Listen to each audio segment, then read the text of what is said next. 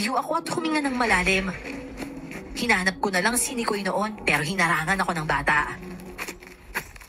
Sumunod ka sa akin. Hahanapin ko yung kaibigan ko. Dahil nasagot mo ng tama ang bugtong, nasa maayos na kalagayan na siya at walang mananakit sa kanya dito. Magandang araw sa lahat ng mga aswang dyan at sa mga nayayanggaw pa lang. Isang karangalan ang mapabilang ang kwentong ibabahagi ko sa channel na ito. Pero hindi po ito tungkol sa karanasan ko, kundi tungkol po sa karanasan ng lolo ko. Naabutan ko po siya na matanda na ang edad, pero hindi ang katawan at mukha niya. Parang kung titingnan, nasa edad lamang siya na 50 at malakas pa. Pero ang totoo niyan, senior na po talaga siya. Maraming nagsasabi na magaling raw siyang mag-alaga sa sarili, lalo na sa balat. Kaya po tumanda siya na parang may asim pa rin. At dito sa kwentong ibabahagi ko, tungkol yun sa dahilan kung bakit parang ang bata pa niya sa edad na matanda na. Hindi ko mabigyan ng numero dahil kahit siya, limot na rin kung ilang taon siya. Parang napaka-imposible, di ba? Upang lubos niyong maunawaan, isasalaysay ko na lamang po ang kwento sa pamamagitan ng point of view niya. Ako nga po pala si Elisa. At ito, ang kwento ng Lolo Elmorio ko.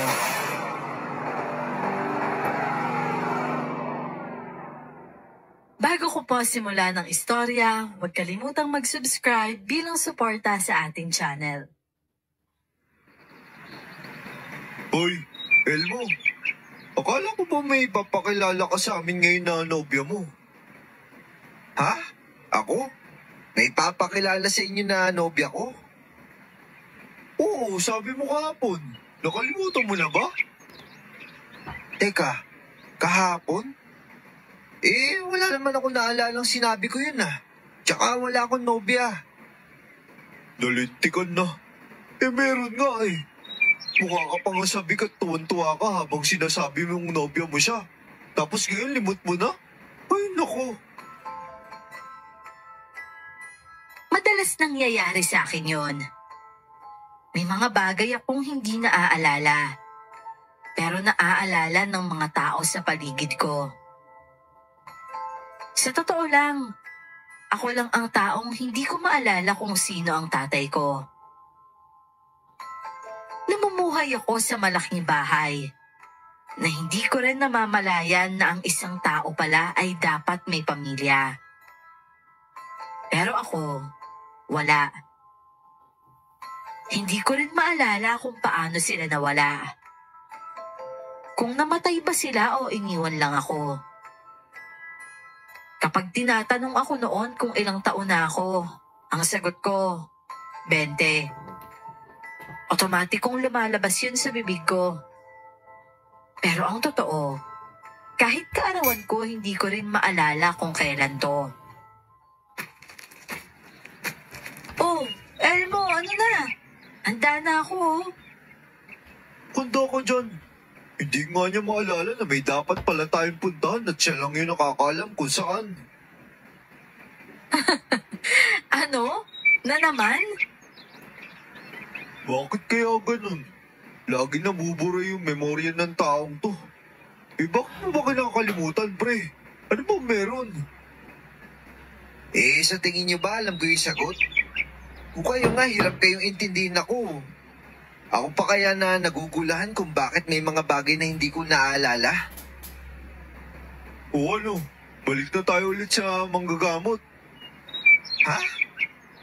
Huwag mo sabihin pati yung pagpapagamot natin nung nakaraan, nakalimutan mo na. Nagpagamot ka nun kasi, hindi mo maalala ang nakaraan mo. Tsaka kung anong buhay mo nung bata ka, nakalimutan mo na rin ba yun? Oo. Naalala ko na yun. Oh, bakit yung tungkol sa babae nakalimutan mo? Sabi mo, may 2 buwan mo na siyang nobya. Hayaan mo na nga yan, huwag mo nang pilitin. Pero nauntog ka ba, Elmo? Anong nauntog ka dyan? Hindi ah. Madalas kasi nabuburay ang memorya mo eh. Kahit nung buhay natin nung bata ka, hindi mo matandaan. Sabay ba talaga tayong lumaki? Oo nga. Ang hirap namang magkwento na ako lang ang nakakaalala tapos ikaw hindi. Kung nahihirapan sa akin ang mga kaibigan ko, mas nahihirapan ako sa sarili ko. Pakiramdam ko, ang daming kulang sa akin. At dahil sa mga kulang na yon, hindi ko kilala ang sarili ko ng buo. Kahit nung lumapit ako sa albularyo, hindi niya masagot ang dahilan. Pero naniniwala siyang may gumagawa sa akin ng ganon, na kahit siya hindi niya matukoy kung sino o ano. Isang araw naman, pumunta ako sa bayan para bumili ng mga kailangan ko. Isang matandang lalaki naman ang biglaang lumapit sa akin. Abay, bakit parang kamukha mo yung kaibigan ko dati? Ho? Kamukha ko ho? May kakilala ka bang El Morio? Ah, ako po si El Morio. El Morio Jr.? Hindi ho. Ako lang po talaga si El Morio sa pamilya namin. Meron yung kamukha mo rin. Ganyan na ganyan siya nung binata pa siya. Baka hindi mo lang nakilala. Pero matalik talaga kami magkaibigan noon. Isa yun sa dumagdag sa palaisipan ko. Kamukha ko raw ang matalik na kaibigan niya. At ako lang naman ang alam kong El Morio sa amin. Lalo na't ako lang naman talaga ang natira.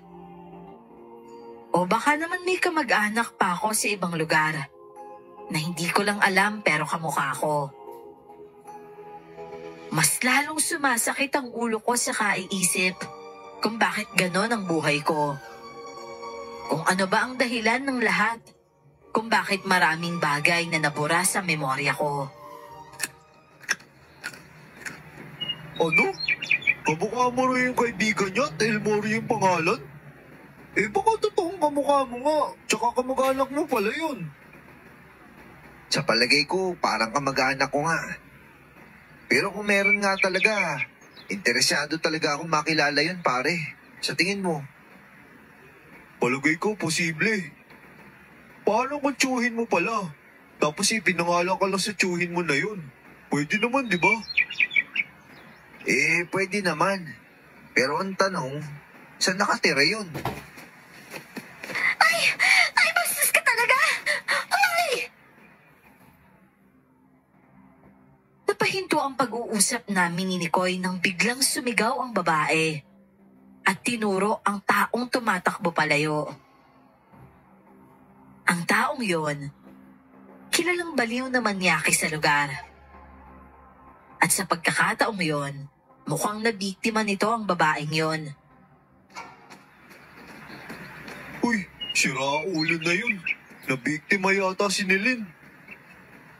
Kagandang babae niyan ah. Nagarito ba yan? Ano pinagsasabi mo dyan? Si Nilin yan, ano ko ba? Hindi ko siya kilala eh. Alam, hindi mo siya kilala. Si Nilin yan eh. Uy, Nilin, ayos ka lang ba? Sira ulo yung lalaking yun. Bastos talaga. Lagot sa tatay ko yun. Napakatarantado talaga niya. Naku, naipuan yata to. Hoy! Bumalik ka dito, Baldo! Bastos ka! Dapat sa'yo parihab! Dapat sana hindi na lang ako lumabas. Gusto ko lang naman bumili eh. Isumbong mo, miss. Ireklamo mo sa kapitan. Tapos ikakatwiran lang ng pamilya na kulang lang sa pag-iisip. Kulang pala sa pag-iisip, hinahayaan nila magpagala-gala sa daan? Di dapat ganun. Gusto mo samahan ka namin magreklamo? Pwede ba? Oo naman. Tara pre, samahan natin siya. Kapag ganun kasi nakakulang sa pag-iisip, di dapat hinahayaan niyang gumala mag-isa. Kasi maraming mabibiktima yan. O miss, kwintas mo. Naputol yata yan. Malapit na mahulog oh. Aha? Ay, naku, buti na lang nakita mo. Salamat ah. Anong nangyari sa inyong dalawa? Ha? Anong nangyari? Ikaw, Elmo. Tinatawag mo siyang miss. Tapos ikaw, Nilin, parang hindi mo siya kilala kung kausapin mo. Ayos lang ba kayo? Hindi ko naman talaga siya kilala eh. Ngayon ko lang di siya nakita eh. Anong ngayon lang? Nakatira kayo sa isang barangay. Ilang beses na kayo nagkasalubong. Umiinom pa nga kayo ng lambanog sa isang baso tapos ngayon hindi niyo maalala isa't isa. Sakit niyo sa ulo ah. Ano pa naman nangyayari sa barangay na to? Nagkakaroon ng mga residente yung makakalimutin? Ay naku, buisit. Galit ba yun? Nagkakilala na ba talaga tayo? Ang totoo niyan, hindi ko talaga maalala. Ako din eh. Hindi ko rin maalala. Pero parang gusto ko maniwala sa kanya. Kasi ang totoo niyan, marami akong bagay na hindi maalala sa nakaraan ko. Mukhang isa ka sa mga nakalimutan ko. Ha? Posible ba yun? Nangyayari na nga sa akin, di ba? Kaya oo, posible. Ang hirap lang paniwalaan, di ba? Pero naaalala ko naman yung nakaraan ko. Ikaw lang talaga yung hindi. Para kasing hindi pa talaga tayo nagkikita eh. Ngayon pa lang. Saan ka ba nakatira? Yung lumang bahay sa likod na maliit na tindahan. Bahay ko yun. Sa inyo pala yun? Hindi inyo, kundi iyo. Mag-isa lang kasi ako dun eh. Isang malalim na buntong hininga ang pinakawalan ko. Sinamahan ko ang babae magsumbong sa barangay saka umuwi pagkatapos. Pagdating ko sa bahay, muli ay pinasok ko ang mga kwarto na naroon at hinalukay ang mga gamit. Nakita ko ang mga lumang damit at sa palagay ko ay kasuotan yon ng ama ko. Pero mga sobrang luma na. Ang hindi ko lang maalala, ang mukha niya.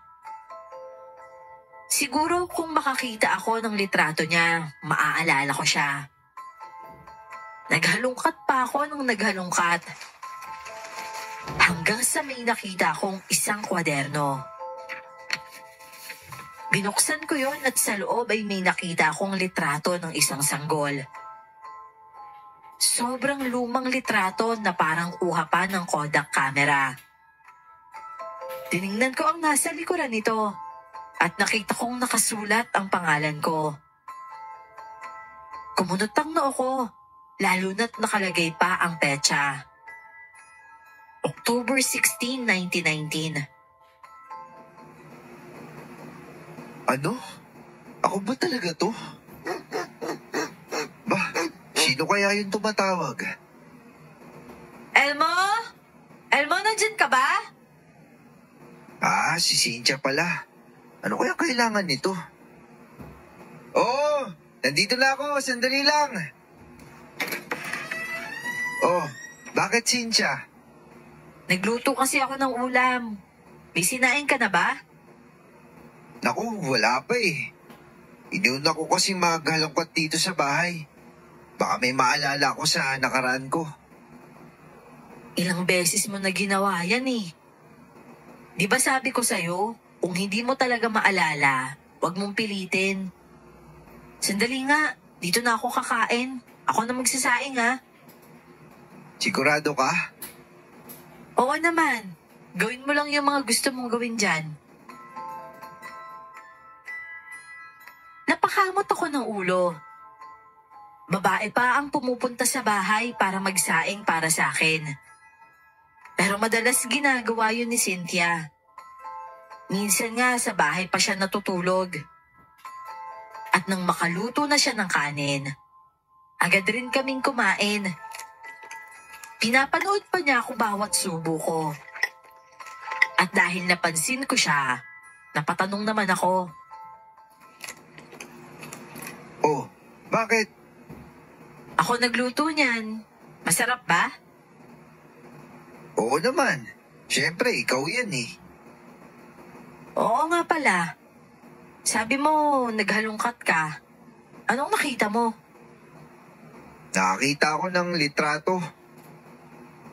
Anong litrato? Litrato ng sanggol. Nakasulat yung pangalan ko sa likod. Tapos, O tapos? may nakalagay na petsa eh. October 16, 1919. Ha? Nakapagtataka, di ba? Siyempre, oo. Ang tagal na nung 1919 eh. 1979 na tayo ngayon, di ba?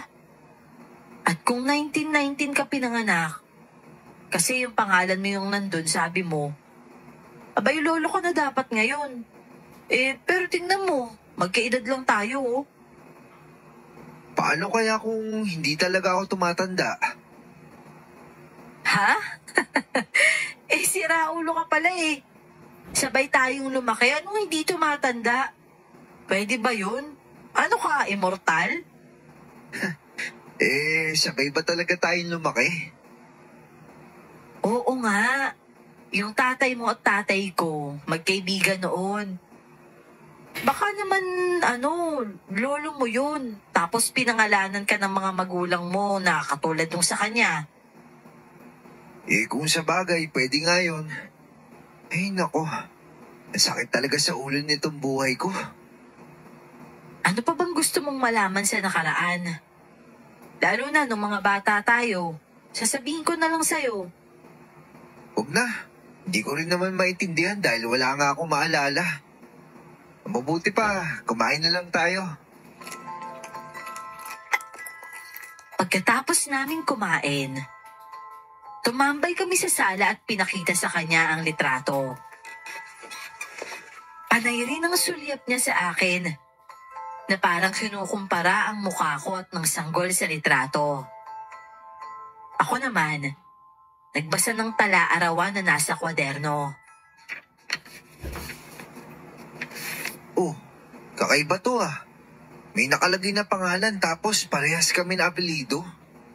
Di kaya lolo ko to? Ano ba yan? Tala-arawan to. Ano raw sabi? Ito oh, babasahin ko ah. Oo, sige, makikinig ako. Alam ko pagdating ng araw, matutuklasan na isa sa mga apo ko ang tala-arawan na ito. Isang kwentong aking ibabahagi sa kwaderno na to ay tungkol yun sa nabuksang mahiwagang lugar na may sumisingaw mula sa Bulkang Kanlaon. At taong 1916 to nangyari. Sandali. Negros yan, di ba? Oo, nandun yung Kanlaon. Oo, sige, tuloy mo pa. Ano raw sunod? Okay, sige, babasahin ko. Ang lugar na yun malapit lang sa tirahan namin. Oh, taga Negros palang may-ari nito eh. Nakamag-anak mo. O sige na, tuloy mo pa. Ngunit sa hindi sinasadyang pangyayari, napadpad ako sa lugar na yun at nakakita ko ng mga nilalang na wala pa sa lupang kinagisnan ko. Mga nilalang yun na hindi ko mawari kung ano sila. May kapwa ko tao, pero yung iba may buntot. Mahaba yung tenga. Walang kanal sa bibig. At pantay ang mga daliri sa kamay at paa. Naku, hindi kaya ito yung mundo ng mga maligno?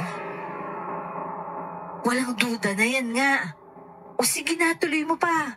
Gusto ko pang marinig yung iba. Nagpatuloy ako sa pagbabasa at sinasabi na karugtong nito ang mga pinagdaanan ng may-ari ng tala-arawan. Sinasabi roon na maraming nilalang na delikado sa lugar. Pero may ilan naman na nakakamangha at nagpa siya ring tulungan siya. May binanggit pa siyang may nakilala raw siyang bata. Pero ang batang yon, naging dalaga rin. Bale ang laman ng tala-arawan, tungkol sa napakagandang babae na tinutukoy nitong bata na naging dalaga, na minsan pa nga raw naging matanda ito. At ang babaeng yon, si Alonsina, ang naging kasintahan niya. Natapos ang kwentong tala-arawan nang tulungan niya ang babaeng yon na makalabas ng lugar. At simula raw noon, hindi na siya nakabalik pa sa lugar na yon. Matapos naming malaman ang kwentong yon, pareho naman kaming napaisip ni Cynthia. Hindi kaya ang may-ari ng tala-arawan na yan, ama ng lolo mo? Tapos ang batang nasa litrato, lolo mo? At tinago lang yun ng tatay mo? Kasi ang sabi, isa raw sa mga apo niyang makakabasa. At ikaw yung nakabasa niyan. Mga apo? Mag-isa lang naman ako ah. Oo nga, ikaw nga lang. Tsaka, ang galing naman no? Napadpad siya sa ganong lugar? Akalain mo yun? Totoo palang may ganon? Parang gusto ko nga puntahan yun eh. Baliw, malayo yun ah. Ano ka, maglalakbay? Oh, bakit naman hindi? Delikado dun malapit sa bulkan na yun ah. Malakas kasi yung kutob ko na may kinalaman ng lugar na yun kung bakit may ilan sa memorya ko yung nabura. Gusto kong maintindihan ng totoong nangyari sa akin, kaya pupuntahan ko yun. Dahil sa naging desisyon ko, nagsumbong si Cynthia kay Nicoy. Inasahan kong pipigilan niya ako, lalo na't nung una ilang beses niya akong tinanong kung sigurado na ba ako o hindi. At dahil ang sagot ko ay laging oo, sumang-ayon din siya. Ano ba naman kayo? Nakakatakot kaya ang lugar na yun. Malapit sa Bulkang Kanlaon tapos gusto niyong pumasok sa mahiwagang lugar. Nakalagay na nga sa tala-arawan na maraming masasamang nilalang dun eh. Paano kung masaktan kayo? Wala kayong laban sa mga mahika nila. Ano ba kayo? Cynthia, kailangan ni Elmo ng sagot. Alam mo ba na hindi niya maalala si Nelin? Miss nga yung tawag niya sa babaeng yun eh. Sinalin lang naman yun. Siyempre, nag-aalala ako sa inyo, no? Tsaka seryoso, nakakatakot yung plano nyo. Huwag ka na lang sumama. Pangako, babalik kami ng buhay. Gusto ko lang hanapin yung sagot sa mga tanong ko. Malay natin, doon. Makita ko pala yung lunas ng kalagayan ko. Mahirap kasi mamuhay na kulang yung memorya ng nakaraan ko eh. Baka mamaya pati kayo, hindi ko na rin maalala. Ayoko naman ganon. Hindi kasi ako matutulungan ng albularyo. Ay naku, sige na nga. Pero sasama ako ha. Ano? Anong sasama? Baliw ka ba? Delikado doon. Alam nyo naman palang delikado, gusto nyo pang pumunta. Basta walang iwanan, sasama ako.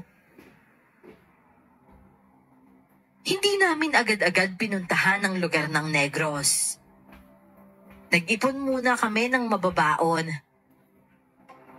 Nang dumating ang araw ng aming paglalakbay, saka ko napagtanto na hindi pala ganon kadali. Masyadong malayo pala ang lugar na yon. Maraming tuktok na rin ang aming nasakyan. Uri rin ito ng tricycle pero mas lumang estilo. Nang makarating na kami sa medyo mabundok na at malapit na ito sa Kanlaon, doon nagsimula ang mga paramdam. Bakit parang may nakasunod sa atin? Ramdam mo din pala yun? Diba? Kanina pa ako lumilingon pero wala naman eh. Pero habang naglalakad tayo, nakakaramdam ako na parang meron. Ako rin, meron din ako nararamdaman tsaka naririnig. Eh di ibig sabihin, meron talaga. Ibig sabihin may ilog tayong dadaanan. Kasi lagas-las ng tubig yun eh. Pakinggan nyo. Ang bihira naman to. Akala ko naman sumasabay yung tenga mo sa amin. Ayoko lang takutin yung sarili ko. Kaya hindi ko na pinakaramdaman yung nararamdaman nyo. At isa pa, paggabi na. Tapos nasa magubat na parte pa tayo. Nagpatiw na ako sa paglalakad papunta sa ilog na naririnig ko. Hindi nagtagal. Nakikita ko na ito at napahinga ko ng malalim. Agad akong naghilamos pagkalapit ko sa tubig. Sobrang linis at malamig ang agos nito. Tumingin ako sa unahan at doon ay makahoy rin. Ang totoo, may nararamdaman at naririnig rin ako. Binabaliwala ko lang yun. Napatingin ako sa dalawa kong kasama na kasalukuyang nagpapahinga. Nagbukas pa sila ng baon na binili nila sa bayan na dinaanan namin. Kakanin yun na binalot lang sa dahon ng saging. Kain muna tayo, Elmo. Ito sa'yo. O sige, maraming salamat ah. Pero sa palagay nyo, ano kaya yung nakasunod sa atin? Ibig sabihin, nararamdaman mo rin? Siyempre naman, hindi ako manhid, no? Ibig sabihin, meron talaga at hindi guni-guni lang. Paano kung ito na yon? Ito yung alin?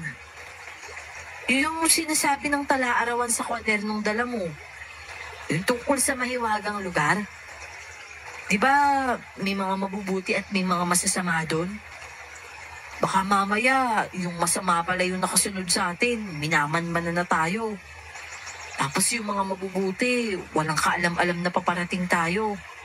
Anong gagawin natin? Eh di tatakbo.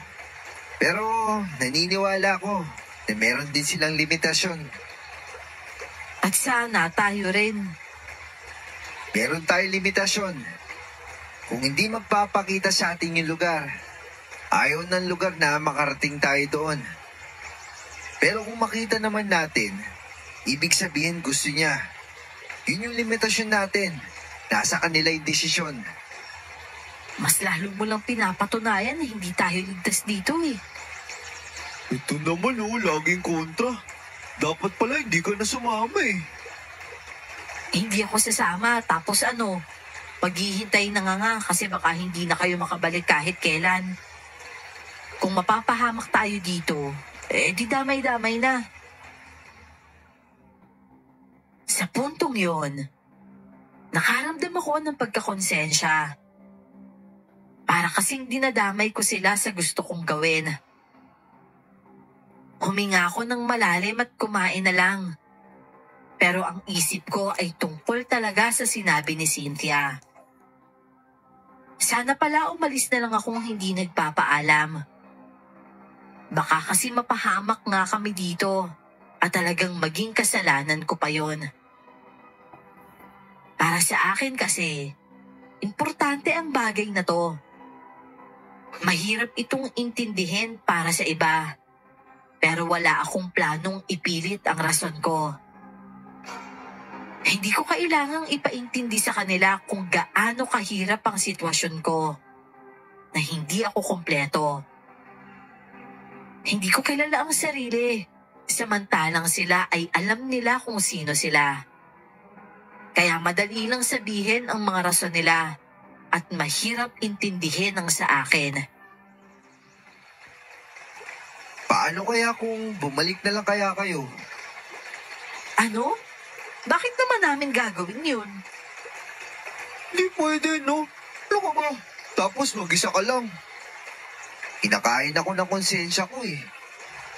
Eh, paano kung mapahamak nga tayo dito? Dahil lang sa ayaw niyo akong iwan eh, madadamay pa kayo. Eh bakit hindi na lang tayo bumalik ng sabay-sabay? Huwag na tayong tumuloy. Dito pa lang naman, may kakaiba na eh.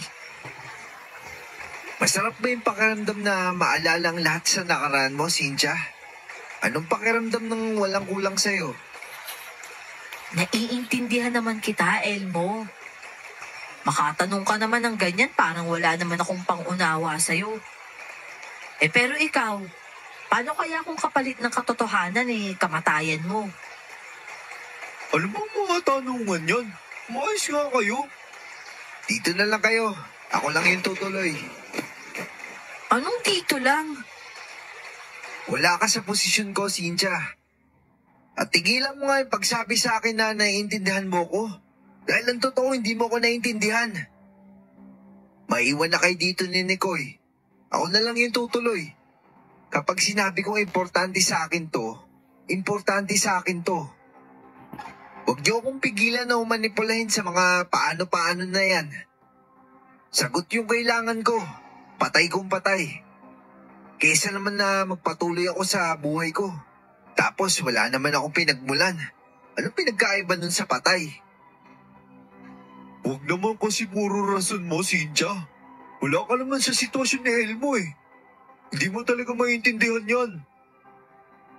Ano bang sadya mo dito, Nicoy? Kaibigan ko si Elmo. Tsaka naiintindihan ko siya. Sasama ako sa iyo, pre. Tutulungan kita bumalik yung alaala mo. Gagawin ko to para patunayan sa iyo na hindi lang ako puro satsat. Kasi totoong naiintindihan kita. Hindi nakaimik si Cynthia at ako naman ay nanahimik rin. Hindi maganda sa pakiramdam ang makonsensya ka at lalo pang pinakonsensya ka. Nagpatuloy kami sa paglalakad at wala kaming imikan sa daan. Sinusulyapan ko lang si Cynthia na hindi na umiimik. Huminga lang ako ng malalim sa isiping kahit ayaw ng babaeng ito, ayaw pa rin niyang mapahamak ako. Yun ang rason kung bakit siya sumama. Sinasabayan ko siya ng lakad. Ayoko kasing lumalim ang sama ng loob niya sa akin. Pasimple ko rin siyang inakbayan. At dahil sa ginawa ko, napalingon si Nicoy sa amin. Ano yan? Pag-ibig na nabubuo? Si Raulo, nanunuyo lang ako. Naamoy ko yung tabu eh. Diba, Cynthia?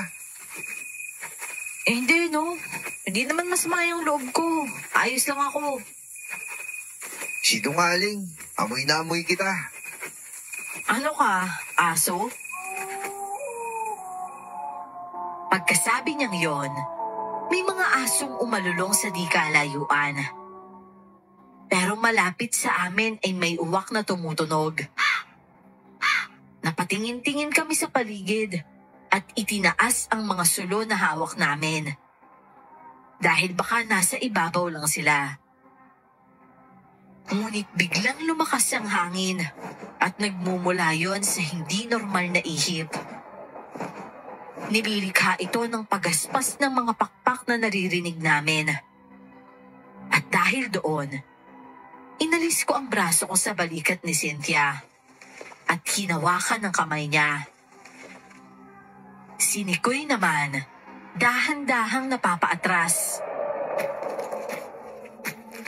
Naku, malaking ibon. Anong gagawin natin?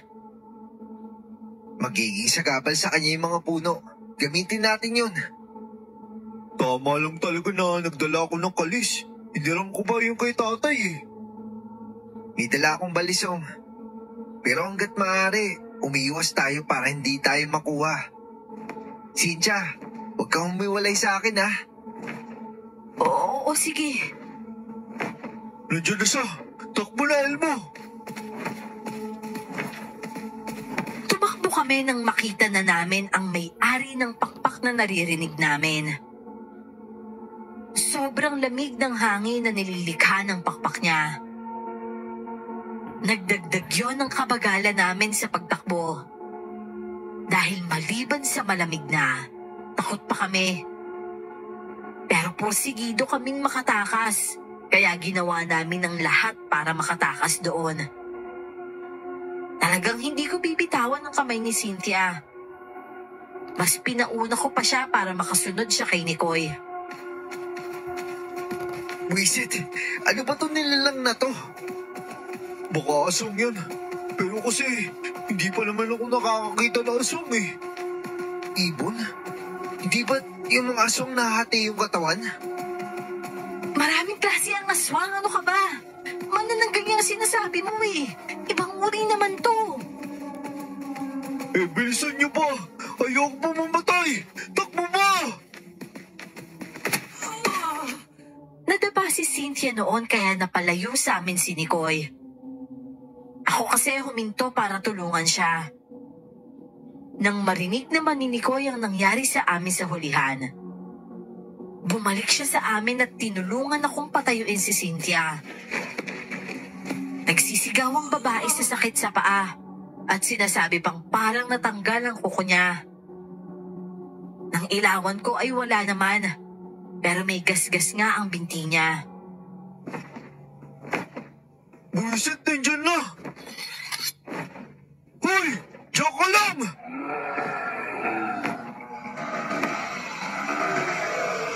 Akala mo siguro mga duwag kami, no? Huwag kang lalapit sa amin! Sige! Subukan mo lang! Umangi lalo ng malakas ang ibon na yon at inamba nito ang mga mahahabang kuko kay Nikoy.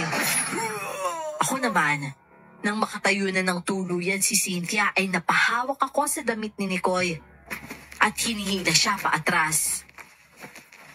Umaatras naman siya para mapalayo ng konti. Pero nang maramdaman ng aswang na may plano kaming tumakas, umatake siya bigla. Naabot niya si Nikoy at nagkaroon ito ng kalmot sa dibdib. Oh, grabe! Umapti agad dito! Hoy, aswang! Ako harapin mo! Elmo, malakas yan! Basta atas lang, Nikoy! Hawakan mo si Inja! Tapos umatras kayo! Yung puno dito sa malaki, takbo ka kaagad! Oo, sige. Ako nang bahala dito. Nang akma akong umupo para dumampot ng bato sana na ibabato sa kanya, bigla niya akong tinakma at dinala sa itaas.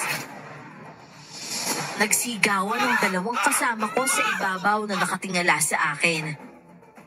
Pero ako ay nakakapit sa sanga ng kahoy at sinikap na makawala sa hawak niya. Habang hinihila ko ang sarili ko, naguguhitan niya ako ng kuko niya mula sa likod ko papunta sa balikat. Napaigik ako sa hapdi nito, lalo na nang uminit ang dugong palabas sa sugat ko. Pilit ko munang binabaliwala yon at sinikap kong makalipat sa isa pang sanga. Mabilis siyang kumilos dahil nakakalipad siya. Pero siguro, ganun talaga. Kapag gusto mong mabuhay, magagawa mo lahat. Kaya bawat abot niya sa akin ng mga mahahabang kuko niya, nakakalipat agad ako ng sanga. Sa tanang buhay ko ay noon ko lang nagawa ang gawain ng unggoy. Babala, pre! Mababa lang yan! Bumitaw ka na sa saka! Sa inyo na siya papalapit! Mag-ingat kayo! Aray! Sobrang sakit nito! Nikoy, ako! Nandiyan na siya! Puntahan mo si Elmo! Ako na harap dito! Tila naisahan ni Nikoy ang aswang dahil paglapit nito, nataga ni Nikoy ang mga kamay nito. Hindi ko makita ang sitwasyon ng natamaan. Pero matindi ang angil ng malaking ibon na yon at pumaibabaw pa dahil tila nasaktan. Yun! Natamaan ko siya! Ano ngayon, aswang? Ano pakiramdam?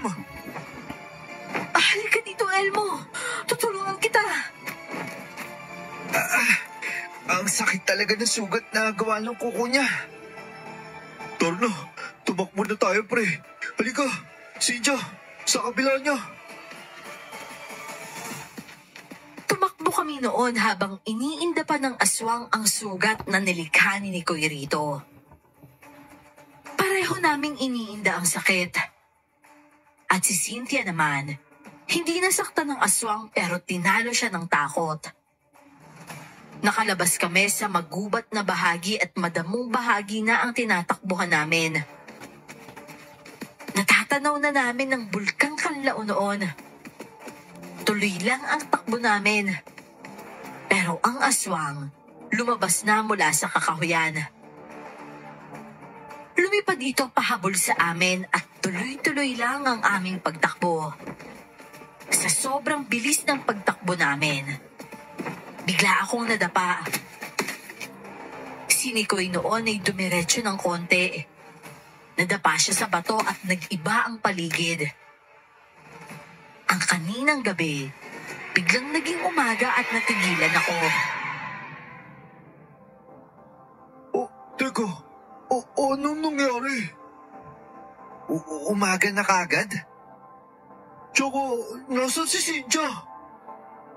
Ano? Nasaan siya? Hawak ko lang siya kanina. Naiiwan siya doon, pre. Ako, ano gagawin natin? Binalo talaga ako ng konsensya noon. Nalulumo ako sa isiping naiwan siya sa lugar kung saan may aswang at kami ay napunta rito. Pero nagbago ang pag-aalala ko na yon nang maisip na baka nasa paligid lang namin siya. Baka nandito lang siya. Cynthia? Cynthia, nasaan ka? Cynthia! Hoy, sumagot ka! Kasama ka pa namin dito! Naku, Nikoy. Parang wala siya dito. Yari siya dun sa aswang. Kailangan na natin bumalik. Pero paano? Saan tayo dadaan yan? Tsaka saan ba tayo lumusot? Tingnan mo yung kinaroroonan natin, oh. Maraming puno ng balete ang nasa paligid namin. Napapalibutan ito ng mga nagbubulaklak na mga halaman. At ang mga puno ng balete, talagang malalaki. Maraming bahaging na nakatunton hanggang sa lupa. Nangilid ang mga luha ko noon sa sobrang pag-aalala. Napahawak ako noon sa ulo ko. Sa katanungan na hawak ko lang siya. Pero bakit hindi ko siya nasama? Malinaw naman na mahiwagang lugar na ang kinaroroonan namin. Hindi na namin makikita ang Kanlaon roon. Parang ibang mundo na talaga yon. Hindi pwedeng ganito. Naiwan natin si Cynthia. Kailangan natin bumalik sa labas. Saan ba tayo lumusot kanina? Daan tayo ulit dun. Naku naman, sana nakapagtago si Cynthia. Napakatanga ko talaga. Babae lang siya. Takot na takot yun kanina pa. Tayo lang yung masasandalan nun. Kasalanan ko to eh. Dito banda yun. Tara, balik tayo at hilahin natin siya. Ngunit nang humakbang si Nikoy palusot sa lugar na yon, hindi siya naglaho. Inulit niya ang ginawa niya at nandoon pa rin siya kasama ko.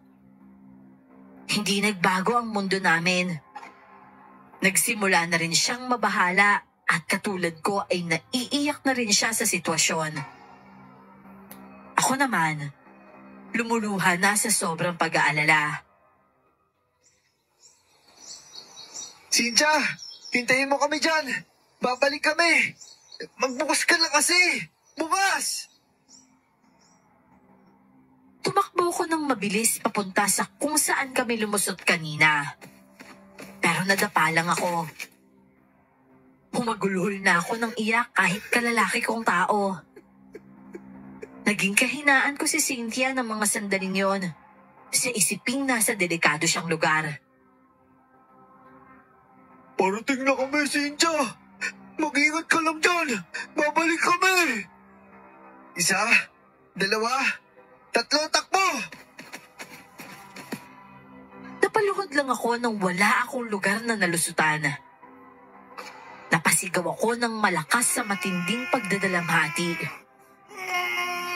Yon ang pinakamasakit na pakiramdam noon. Pakiramdam na ayaw ko nang maramdaman ulit. Napapasigaw pa ako noon ng malakas at napapamura. Si Nikoy noon ay humigalang sa damuhan at nasa parehong sitwasyon ko rin.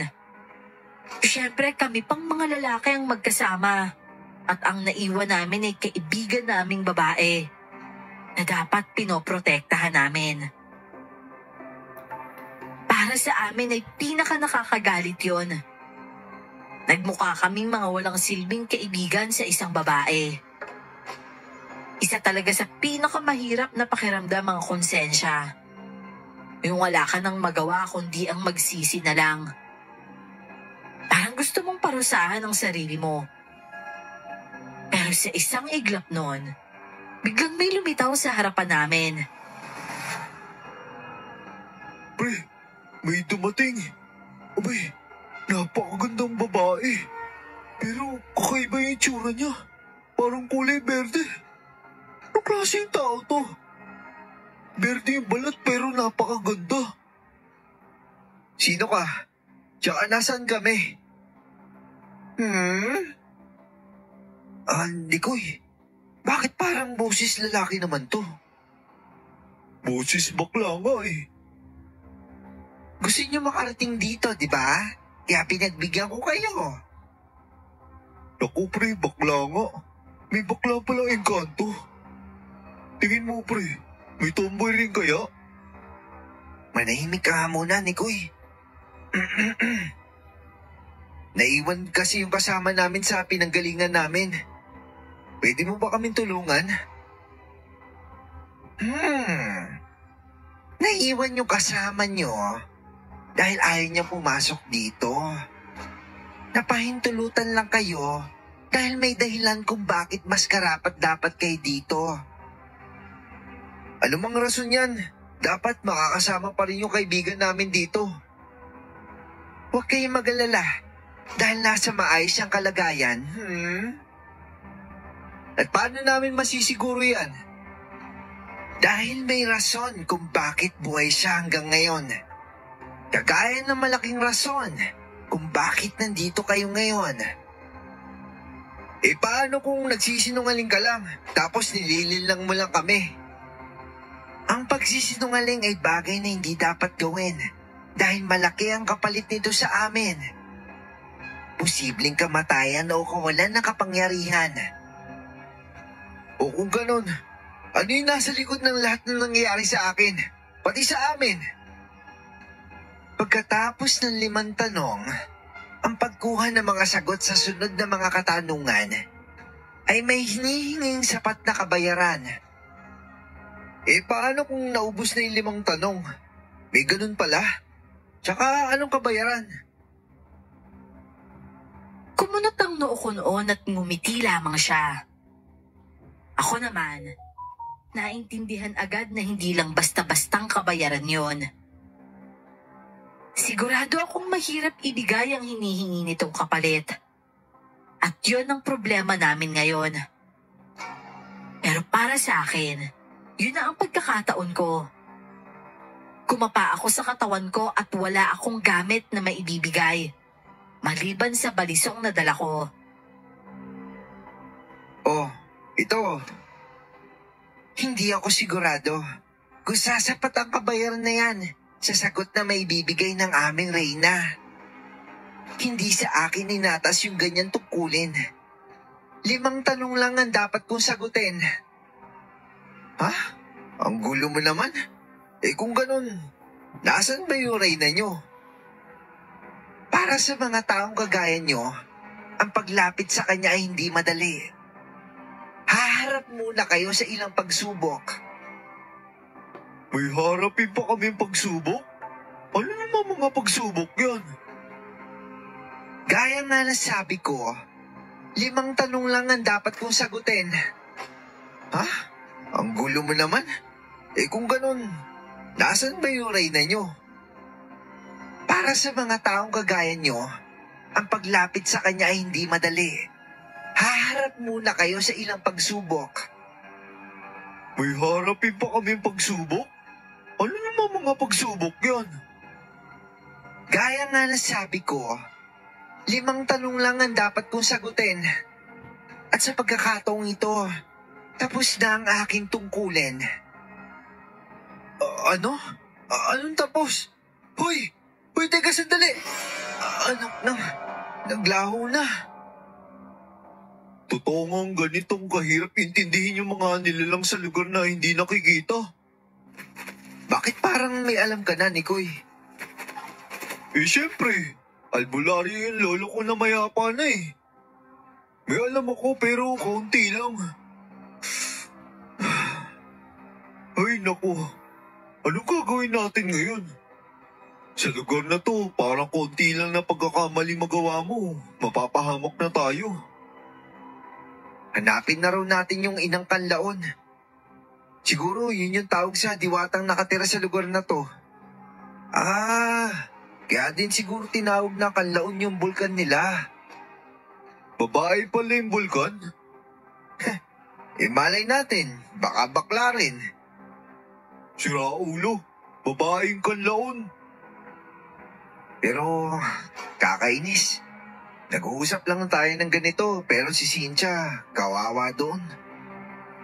Naniniwala ako dun sa baklang berdeng engkanto na ligtas si Cynthia. Alam mo, itong nilalang na to minsan, sila pa yung tumutulong sa mga tao na makaligtas sa mga kaaway nila. Paano mo naman nasabi na magkaaway yung engkanto at aswang na yun? Hindi naman lahat. Ang ilan lang sa kanila, lalo na yung may kakainan magbigay ng proteksyon at manggamot. Oh, bakit bigla naman dumami yung alam mo tungkol sa engkanto pagpasok natin dito? Nagsimula kaming maghanap noon kay Inang Kanlaon. Habang naghahanap naman kami, may mga halaman kaming nakikita. Na kapag lumalapit kami, tumitiklop ang mga malalapad na dahon nito. Ang iba naman, bumabaluktot na parang uod. Naintriga pa si Nikoy at sinubukan itong lapitan ng isang halaman. Pero mabangis itong nagbulatlat ng bulaklak. At nakitang may mga tinik-tinik ito sa loob. Dahil doon, agad ko siyang hinila. Hoy, ano ba? Mag-ingat ka naman. Grabe, buhay na buhay, gusto pa mangagat. Kaya nga ingat kasi iba talaga itong lugar na to kumpara sa atin. Ano kaya pangalan ng lugar na to, no? Sandali, diyan sa kwaderno na dala mo. Wala na ba nakalagay dyan? Kulang-kulang nga to eh. Siguro dahil konti lang din yung nalaman niya sa lugar na to. Kasi pagkatapos ng 5 tanong, may kabayaran na eh. Kung alam ko lang na hanggang 5 lang yung libre. Di sana ginamit na natin yung 5 yun para itanong sa mga gusto nating malaman. Sayang nga eh. Pero syempre, inasahan ba natin yun? Mabukid rin ang lugar na yon. May makahoy ring parte. Pero nang makapasok na kami sa lugar, maraming puno. Unti-unti namang dumidilim ang paligid. Napatingala kami sa kalangitan. Pero may bigla ang pangyayari na nagpagulat sa amin. At yun ay yung gumagalaw na mga ugat ng puno ng kahoy. At biglang ginapos si Nikoy. Oh, sandali! Elmo, tulong! Pre! Nikoy! Huwag kang bumitaw! Kapit lang! Pinaghiwalay kami ng mga ugat na yon. May pumulupot din kasi sa akin at hinatak ako papunta sa isang puno. At humigpit ang pagkakapulupot nito sa akin at bumalik sa pagiging natural ang baging. Hindi na ito parang buhay na nilalang. Hindi katulad kanina na parang bigla na lang nabuhay ang mga ito. Nikoy! Nikoy! Narinig mo ba ako? Nikoy!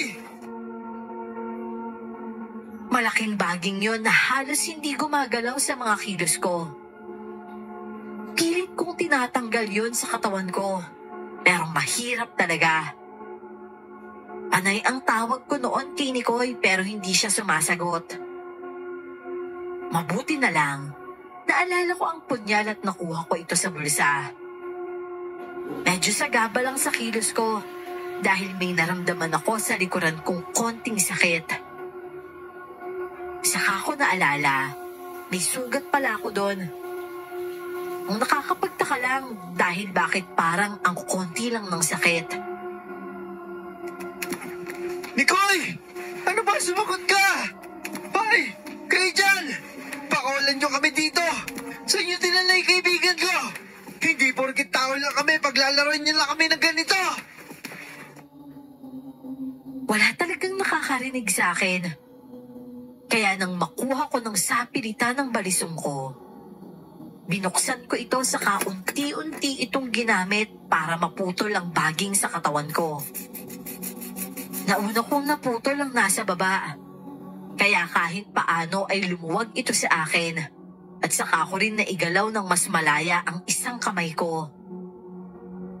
Nang maputol ko ang isa, doon ko na naigagalaw ang braso ko. Pero ang mga baging na hindi ko naputol, humigpit sa katawan ko. Kaya ko to. Hindi ako susuko. Nakakahanga naman ng tapang mo. Sino na naman to? Batang babae na may sungay? Hoy! Pakawalan mo ako dito! Ano ba? Bakit umihigpit to? Ako ang may control sa mga ugat na yan. Kaya ayusin mo yung pakikipag-usap mo sa akin. Oo, sige. Ayusin ko na. Pero anong ginawa niyo sa kaibigan ko? Bunga ng pag-ibig, kagandahang may galit. Ano ito? Ha? Bunga ng pag-ibig, kagandahang may galit. Sagutin mo. Ano bang pinagsasabi mo? Tinatanong mo ko ng tanong na hindi ko alam. Bunga ng pag-ibig, kagandahang may galit. Sagutin mo nga sabi. Ibig sabihin, dudugtungan ko ba? Sagutin mo ng tama. Bunga ng pag-ibig, kagandahang may galit. Bunga ng pag-ibig? Anak? Mali. Teka, bakit umihigpit to? Kapag hindi mo nasabi ang tamang sagot, hihigpit to. Hihigpit ng hihigpit hanggang sa madurog ka. Kaya inuulit ko. Bunga ng pag-ibig, kagandahang may galit. Ano o sino ito? Sino? Di ibig sabihin tao. Ano ba? Di siguro ikaw. Anak ka na nanay at tatay mo. Tapos maganda ka pero galit. Tama ako, di ba? Mali. Tama na. Huwag mo masyadong higpitan. Bunga ng pag-ibig, kagandahang may galit. Tamang sagot ang kailangan ko. At hanggang sa 5 pagkakamali ka lang. Leche, bunga ng pag-ibig. Di anak. Tapos may kagandahang galit. Sutil na anak. Mali. Tama na! Hindi ko talaga alam yung sagot. Wala akong maisip na sagot. Ano ba? Paano ako makakaisip kung sinasaktan mo ako? Paganahin mo ang utak mo para hindi ka magkamali. Bunga ng pag-ibig, kagandahang may galit. Puso! Puwisit, mali pa rin. Bakit ako mali? Ano ba talaga yung sagot? Hirap na ako dito. Pero wala pa rin akong maisip. Huling tsansa na lang. Bunga ng pag-ibig, kagandahang may galit. Hindi ako nakasagot agad. Mahirap nang magkamali dahil baka ikadurog ko lalo. Nag-isip ako. Nag-isip hanggang sa naalala ko ang tungkol sa lugar. Naisip ko noon paano kung ang sagot pala ay may kinalaman sa mundong yon. Inulit-ulit ko sa isip ko ang tanong. Ang totoo niyan, isa itong bugtong. Pero Pero ang batang babae, nagsimula ng magbilang.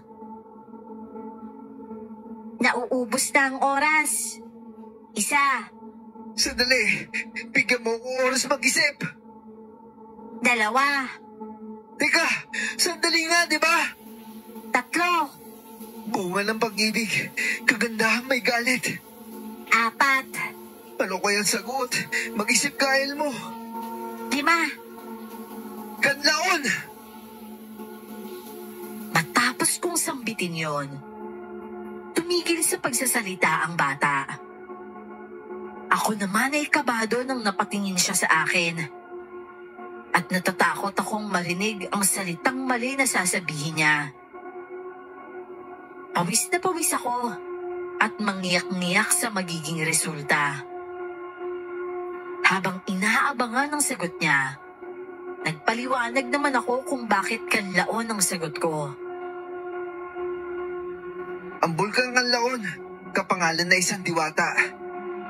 Ang diwatang yun nagbula kay Kan at Laon siguro. Kaya siya ang bunga ng pag-ibig. Tungkol naman sa kagandahang galit. Dahil ito sa bulkan. Maganda ang bundok pero mapanganib kapag sumabog. Tama ang sagot ko, di ba? Tama! Oh, salamat naman at tama yung sagot ko. Dahil tama ang sagot ko, lumuwag ang tali sa katawan ko. Napaluhod ako sa lupa sa sobrang kapaguran dahil sa puwersang ibinigay ko kanina.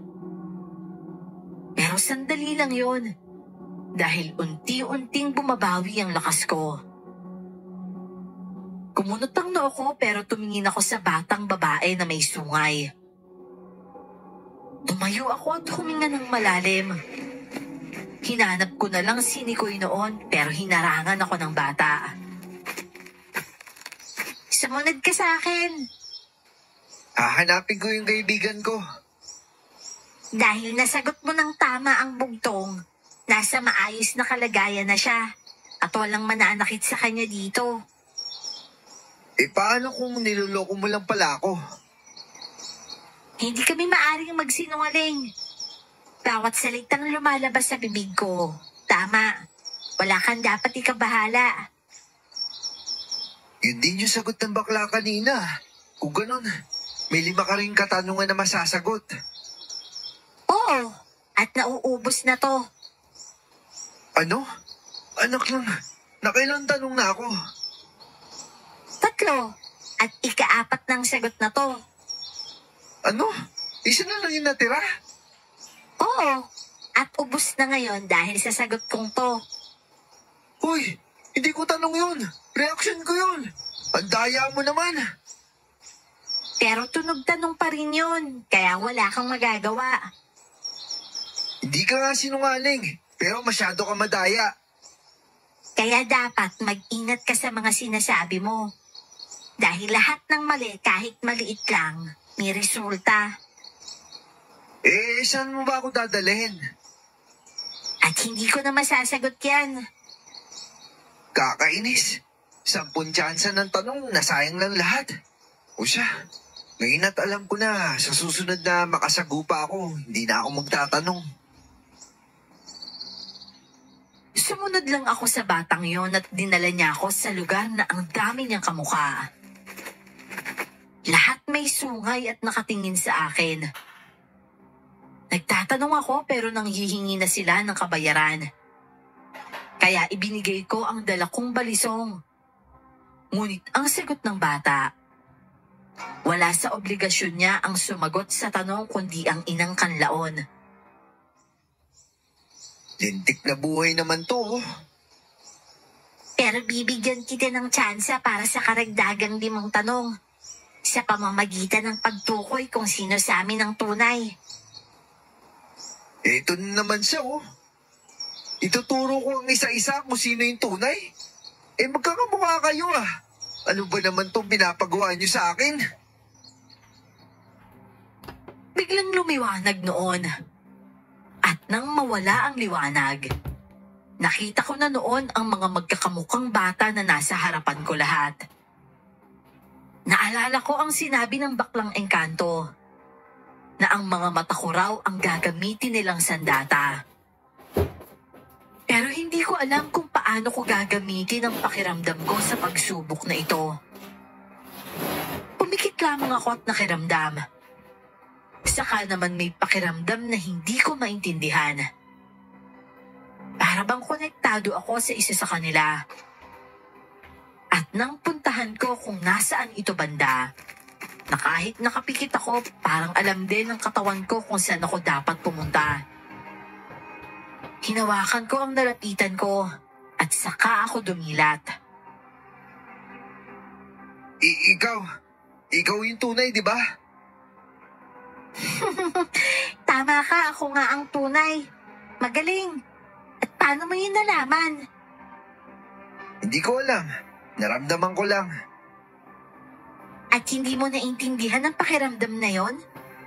Kapag naintindihan mo ang pakiramdam na yon, malaya kang magtanong ng kahit ano sa akin. Kumunot ang noo ko. Mahirap talagang intindihin ang ibig niyang sabihin. Parang may laman pero mahirap tukuyin. Maliban sa hindi ko maintindihan ng batang ito, higit na hindi ko maintindihan ang emosyon ko. Parang konektado talaga ako sa kanya. Pero wala akong naisagot sa tanong niya, kundi ang umiling dulot ng pagkalito. Ganun pala sa mundo ng mahiwaga. Lalagyan ka ng maraming tanong sa isipan mo. Walang silbi ang mata at tenga kung ang kailangan mong sandata ay utak. Sumunod ka sa akin. Ihaharap kita sa inang kanlaon. Sandali. Sabi mo kapag nahulaan ko kung sino yung tunay sa inyo, magkakaroon ako ng 5 tanong.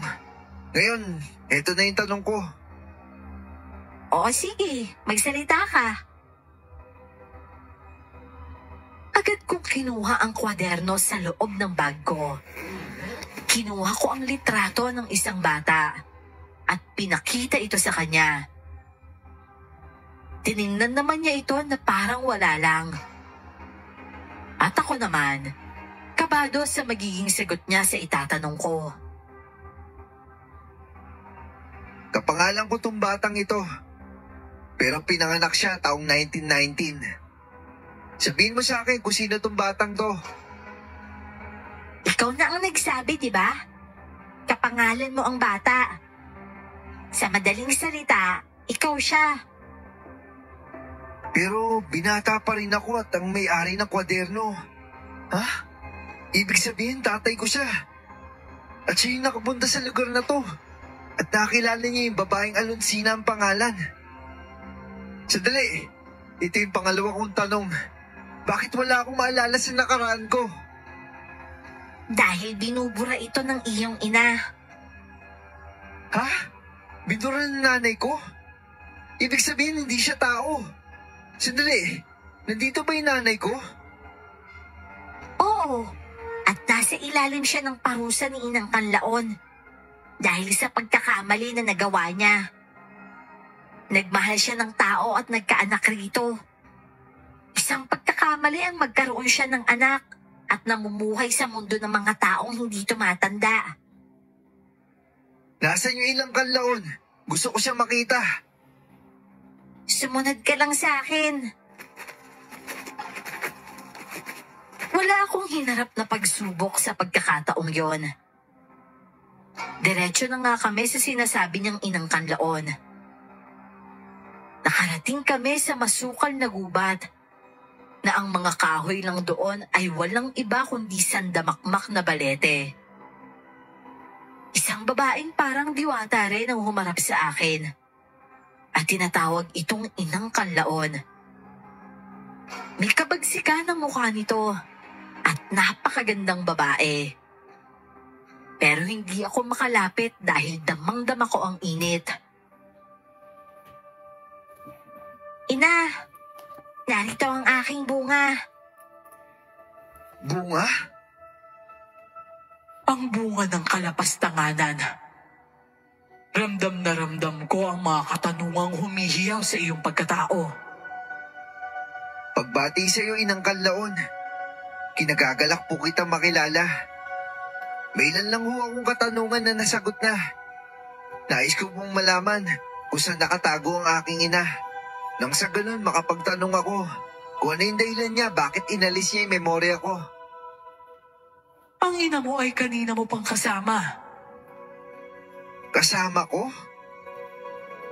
Nakita ko ang pagsisikap mong malagpasan ng lahat ng pagsubok. At isa pa, gusto kong magpasalamat na nagdala ka ng isa sa maari namin mapagkakatiwalaan. Anong mapagkatiwalaan? Binibigyan ko ng pahintulot ang iyong ina na magsalita at sumagot sa lahat mong tanong. Pero ang kapalit nito ay ang pagserbisyo mo sa amin na dapat mong gawin sa mundo ninyo. Ano man yan, nakahanda ako. Ngayon na, Alonsina. Alonsina? Sino siya? Tama siya. Ako nga si Alonsina. Ako ang iyong inang isinumpa ng Inang Kanlaon dahil sa pagkakamaling nagawa ko. Habang buhay ka, mananatili akong bata. Ikaw? Ikaw yung nanay ko? Masaya akong makita kang muli, anak. Ano? Nanay ko, bata? Sandali. Elmo na lang. Tsaka parang awa mo na, Elmo na lang talaga. O sige na nga. Ano pa ba magagawa ko kung ikaw yung nanay ko? Bakit mo binura yung alaala ko? Kailangan kong gawin yon upang hindi mo malaman ang tunay mong pagkatao. Maagang lumisan ng iyong ama. At lalaki ka, pero hindi ka tatanda. Binura ko ang alaala mo para maiwasan ang komplikasyon habang lumalaki ka. At isa sa rason, kapag nag-asawa ka, tatanda siya habang ikaw mananatili kang ganyan pa rin. Kaya lahat ng babaeng minahal mo, inaalis ko sa alaala mo. Ano? May mga babae akong minahal? Tapos inalis mo sila sa alaala ko? Teka, edi nasaktan ko sila. Bigla ako na lang silang hindi maalala. Maging ang alaala nila tungkol sa'yo ay inaalis ko rin. Anak ng... sino itong mga babaeng to? Tsaka ako? Hindi ako pwede magkapamilya?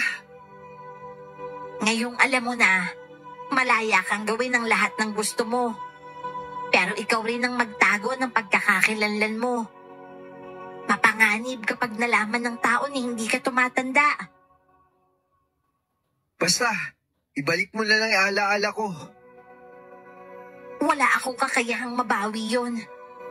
Ang Inang Kanlaon lang ang makakapagbigay nito sa'yo. Pero hindi yon ganun kadali. Inang Kanlaon, maaari ba akong humiling? Pagbibigyan kita ng isang kahilingan. Isang kahilingan lang? Kapalit ng iyong serbisyo. Sige po, itong alaala ko. Ang iyong hiling ay hindi ganun kadaling maibigay. Lalo na't isa ito sa mga resulta ng pagkakamali ng iyong mga magulang. Hindi lang ang iyong alaala ang nawala, kundi maging ang alaala ng iba. Hindi maari na alaala mo lang ang ibalik, lalo na't ang ibang nawala na'y biktima lang. Sino-sino po yung nawala na alaala dahil sa sitwasyon ko? Ang mga babaeng minahal mo. Paano? Ano kung gagawin ko? May kwintas kang ibinigay sa huling babaeng minahal mo. At ang kwintas na yon ay suot-suot niya hanggang ngayon. At hindi niya namalayan kung kanino yan ang galing. Dapat niyang mapagtanto na ang kwintas na suot niya ay hindi niya maalala kung saan nagmula. At kapag nangyari yon, babalik ang alaala mo sa kanya. Huling babaeng minahal ko? Sino siya? Ikaw ang dapat tumuklas.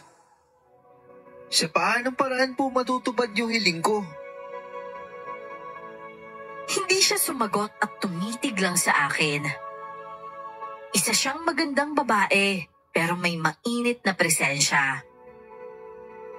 Siguro dahil diwata siya ng Bulkang Kanlaon. Napapalibutan rin siya ng mga alitaptap. Siguro masasabi kong alitaptap yun sa umaga. Matapos sa mga katanungan ko sa Inang Kanlaon, lumakad na kami ng ina kong nasaan yung bata.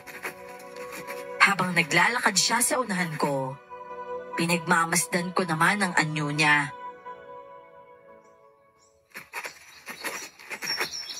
Inay, ina, nanay, anong gusto mong itawag ko sa'yo? Kahit ano, kung saan ka komportable. Bilang binata na tatawag sa isang nanay, hindi ako komportable. Ang totoo nga niyan, nakakausap kitang parang mas matanda ako sa'yo. Ugaling tao ka nga. Ganyan din ang ama mo noon. Matanong. Kahit siya, hindi ko maalala. Bakit mo naman siya inalis sa alaala ko? Siya na lang yung meron ako eh. Hindi madaling manipulahin ang sitwasyon, lalo na't maraming tao sa paligid mo. Ang iyong ama ay naaalala lamang ng mga taong matatanda na. Sa panahon ngayon sa mundo nyo, kapag naalala mo ang tatay mo, hindi maiiwasang mababanggit mo to sa iba. Magsisimula yun ng komplikadong sitwasyon. Bakit hindi niyo na lang ipaliwanag sa akin?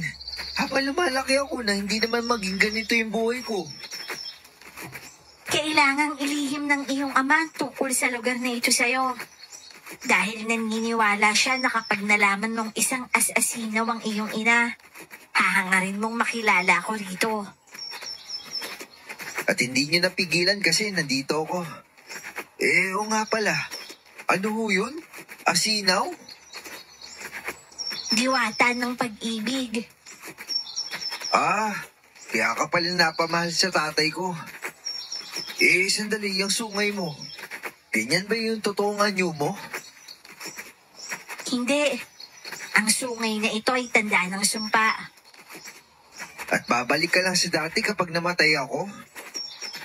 Tama.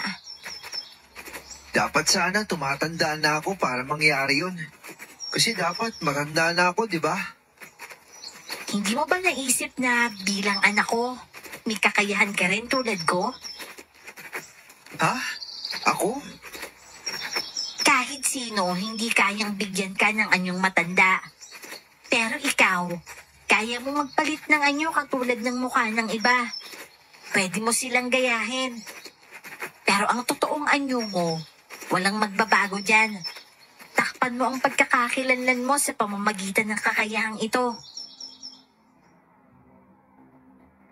Napaisip ako sa kakayahan na sinasabi niya.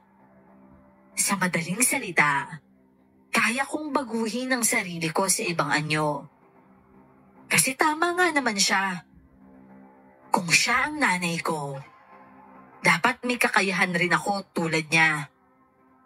Pero hindi ko alam kung paano ilalabas yon. Marami pa akong naging tanong sa kanya. Isa na doon ang tungkol sa lugar. Kung ano ba talaga ang lugar na yon? At nalaman ko ang baryo yon, ngunit mahiwaga. Baryo na malapit sa bulkan ng Kanlaon. Sinabi niya rin na yun ang mundo ng mga tagabantay sa Kanlaon.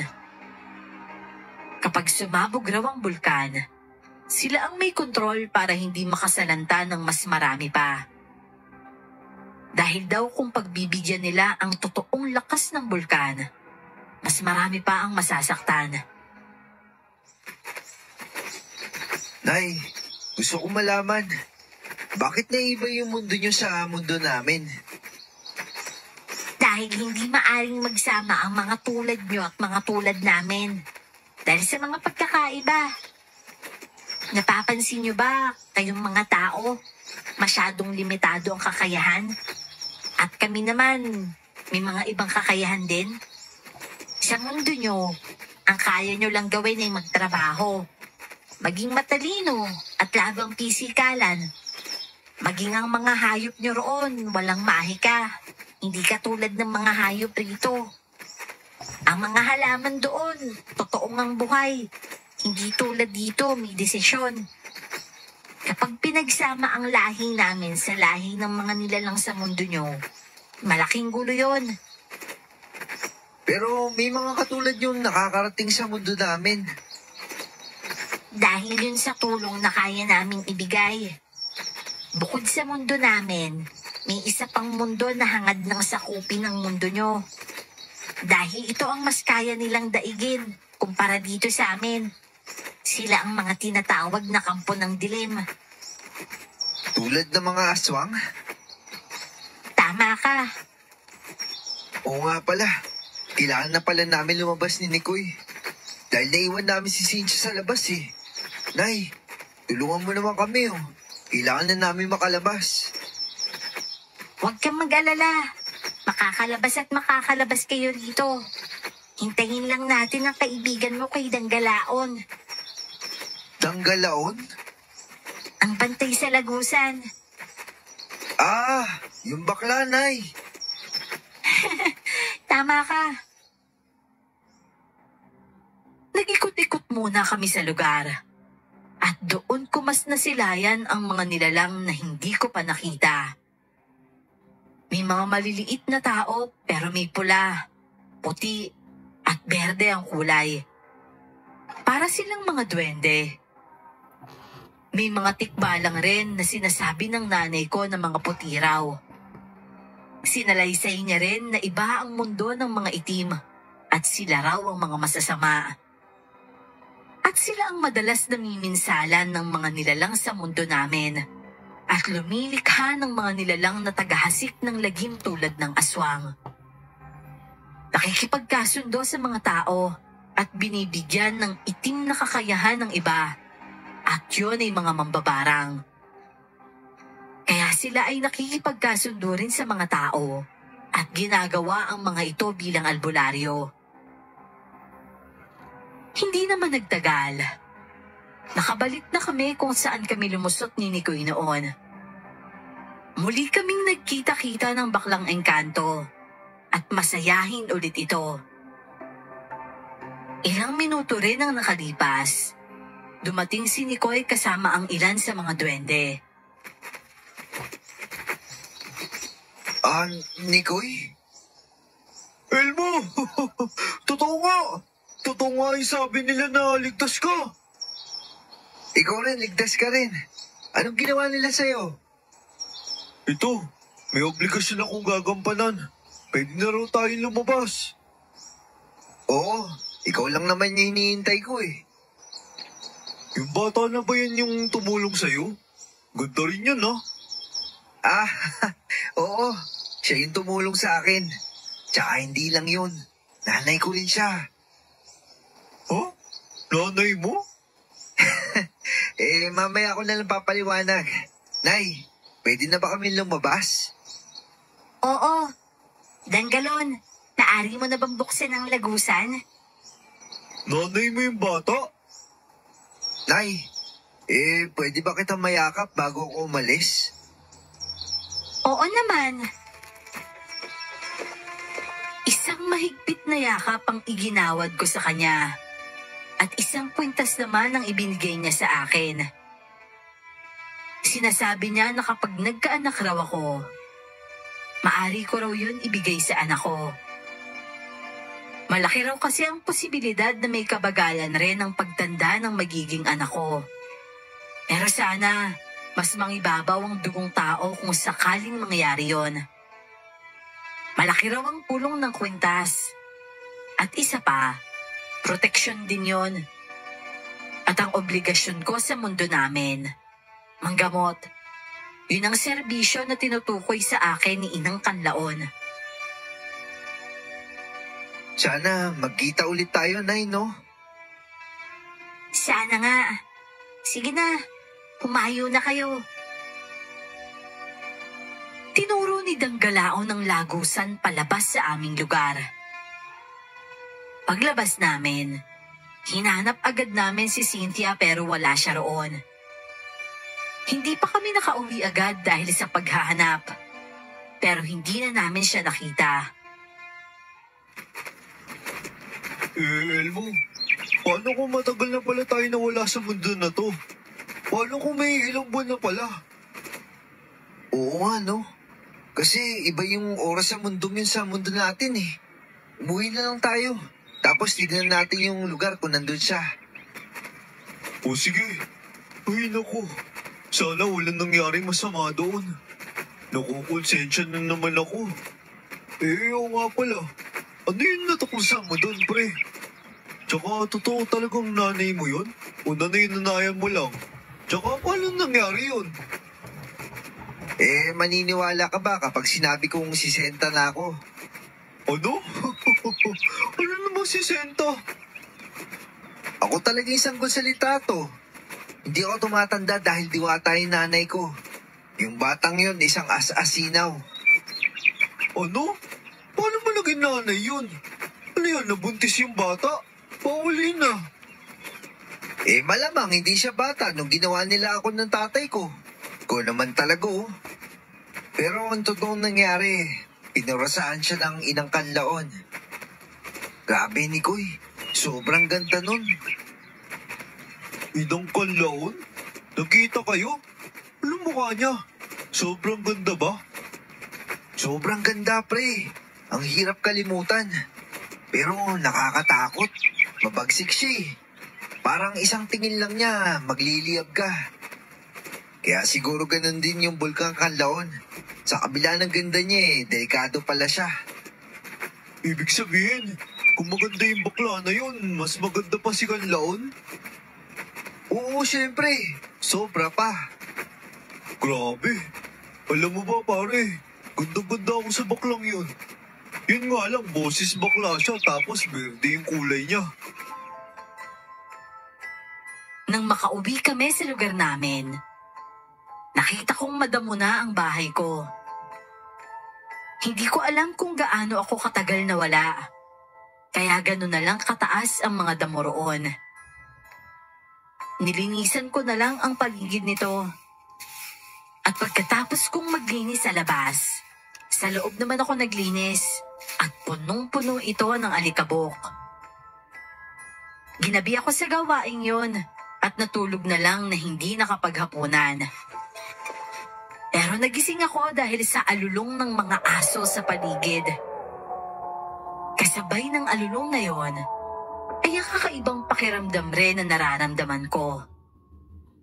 Naging malakas din ang pandinig ko, kaya nakakarinig ako ng pagaspas ng pakpak sa di kalayuan. Teka, pamilyar sa akin yung tunog ng pakpak na yun ah. Parang sinusundan niya kami ah. Oo nga pala, si Cynthia. Nawala sa isip ko na hindi pa ako nakakapunta sa kanila. Bumangon nga ako noon. Pero nang lumabas ako, marami ring taong nagsilabasan. Nagsitakbuhan ang mga ito papunta sa isang bahay. At doon ay nakita ko ang babaeng umiiyak. Elmo, anong nangyari? Nikoy, nandito ka rin pala? Oo, narinig ko kasi may nasong dito kila Aling Neresa. Aling Neresa? Ano ka ba? Yung nanay ni Nalin. Oo, ayun na. Lumabas siya. Tara, puntahan natin kung anong nangyari. Nagsipasak na yung mga tao eh. Nang narinig ko ang pangalang ni Lynn, kumabog ang dibdib ko noon. Naalala ko si Nilin na sinasabi ni Nikoy na matagal ko na raw kilala, pero hindi ko maalala. Nang makalapit kami sa mismong bahay, nakita ko ang babaeng nasa labas na umiiyak at takot na takot. May karga pa siyang maliit na bata. May dugo pa siya sa katawan noon na parang nasugatan din. Nalin!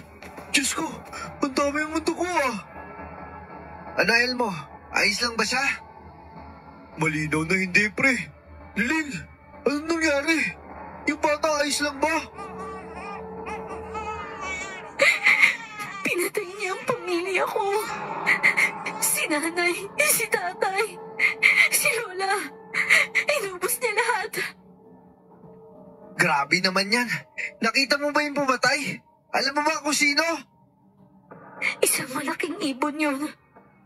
Tapos pagpasok niya, naging tao pero mukhang halimaw. Babae siya pero hindi ko kilala. Diyos ko, yung bata ba hindi nasaktan? Nanginginig ka. Baka mabitawan mo, may sugat ka pa naman. Akin na muna yan. Kinuha ko ang bata sa kanya. Hindi ko alam kung anak niya yon. Inalalayan siya ni Nikoy at hindi nagtagal. Nilabas na sa bahay ang 3 bangkay. Mag-asawa at matanda. Wala na ngang buhay ang mga ito. Pero makikita ang karumal-dumal na pagpatay. Ayon sa mga tao, una raw ay ate niya ang inatake. At ngayon ay ang 2nd beses na talagang 3 ang pinatay. Buti nga ang bata noon ay hindi nasaktan. Ang akala ko anak niya yon, pero anak pala ng ate niya. Saan siya tutuloy nito? Hindi ligtas yung bahay niya. Sira-sira na yun eh. Yung matake sa kanila. Yun yung matake sa atin nun, di ba? Pero mukhang mas malakas na yung matake sa kanila. Yun nga din iniisip ko, pre. Naawa ko kay Nalin. Ano gagawin natin? Oo nga eh. Pero sandali, sa bahay ko. Mas matibay yun eh. Oo nga pala. At kapag sa'yo, magagawa mo sila protektahan ng pamangkin niya. Pre, kaya mo yun, di ba? Alam ko kung anong tinutukoy ni Nikoy. Napatingin ako kay Nilin na hindi nagsasalita. Namumugto ang mga mata niya at tahimik na tumutulo lang ang luha niya. Mahirap ang kalagayan niya noon dahil sa nangyayari. Kahit sino naman na nasa ganong sitwasyon, sa loob ng 1 araw sabay na nawala sa iyo ang pamilya mo. Talagang masakit yon. Pinagpaalam ko na lang siya sa kapitan na sa akin na lang si Nilin titira dahil mas matibay ang bahay ko. Malabong sirain ito ng nilalang na yon kahit gaano pa siya kalakas.